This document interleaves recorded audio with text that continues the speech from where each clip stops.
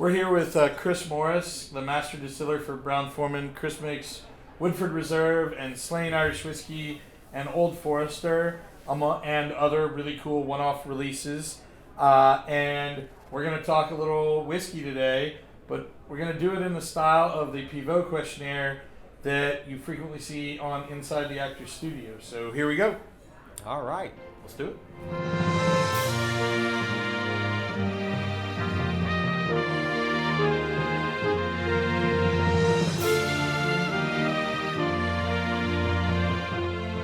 What's your favorite food to eat with whiskey? My favorite food to eat with whiskey, believe it or not, bar nuts. Bar nuts. Makes sense. Yeah. Right? Salty. They were created together. Whiskey Yeah. and bar nuts. There you go. So bar nuts. What's your least favorite food to eat with whiskey? Least favorite, goodness gracious. Well, I'll just say this. Cucumbers. I hate cucumbers. You get cucumbers anywhere near me in a bar, I'm out of it. Pineapple. I can't do pineapple. I don't like It- much yeah, either. that- I don't care for that either. Yeah, it's not. What's your favorite creative part of your job? Now that's the fun bit. What is the favorite creative part? Well, today, and you've met our assistant master distiller, Elizabeth McCall, my protege. It's training her. It's helping her develop into a creative person. So it's learning innovation. You just don't do that overnight. So that's become the most fun aspect. But of course, the bottom line is seeing what you've created, maybe waiting 10, 12, 14 years for it to come out in a bottle. And when people say, I like that, that's the end result, and that's the best thing about being creative is when people enjoy what you did. Unfortunately, it takes us a long time to learn that. Yours is a profession of patience. Patience, absolutely. So someone like me who's notoriously impatient, no good. Yeah, that's not going to work for No, me. you're doing fine where you are. What's your least favorite thing about your job? And we won't show this to Brown-Forman. Well, thank you. It's bureaucracy, it's administration, it's paperwork, it's So it's the same thing with a Yeah. chef Oh, and a yeah. master. Oh, yeah. Like, yeah, no one wants to do everybody thinks you're just sitting around drinking all day. No, it's just a job.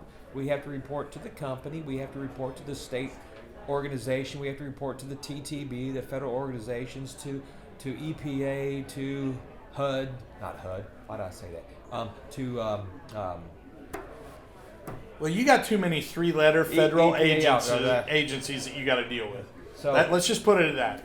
Too many too three-letter many agencies. Too many bureaucracies, yes. That's it. What's your favorite sound or noise at the distillery? Oh, that's a good one. Literally, my favorite noise is the bung being driven into the barrel. So just Boom. It's like, there's another one filled. Off we go. all right. What's your least favorite sound or noise at the distillery? Oh, it's very rare. It's something pulling a vacuum. Not a good thing. So when you hear something going, run. Okay, that's new to me. I figured you'd say someone driving a forklift with bottled whiskey and it spills over, but if you hear a vacuum, you need to get out. Get out. All right. You learn something new every day. What profession other than your own would you like to attempt? Oh, that's a wonderful.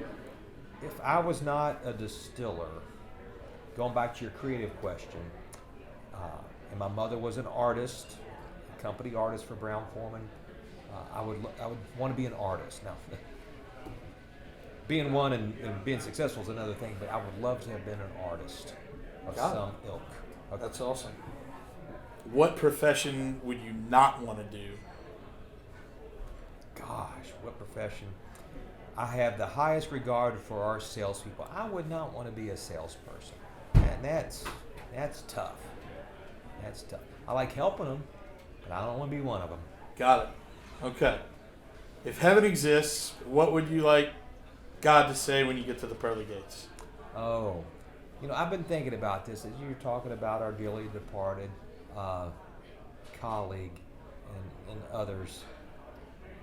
Just to be known that he was a good person, just a good person, and that you can't ask for more than that. Absolutely. All right, one last one that's not in the Pivot questionnaire. I'm gonna make you pick which one of your proverbial kids you like the best. Oh, yes. Do you have a favorite whiskey, even a one-off, that you've ever made? Something that just stands out. You're like, man, that's as good as I can do.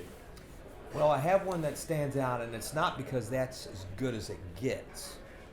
Because, again, you come and have a great dinner with you. It's the ambiance, it's the company. So there's more than just the food on the plate in front of you, which, of course, is obviously important.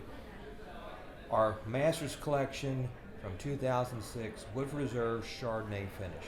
It was the first whiskey in the world to be finished in a varietal barrel, not a fortified wine barrel, but in a varietal barrel. The first whiskey, obviously, therefore, to finish in Chardonnay. And in 2006, the blogosphere was just beginning, and whiskey purists were outraged that Woodford Reserve did that. How dare they? You sacrilegious fellow, yes, you. exactly. And I said, how dare we? Because we can.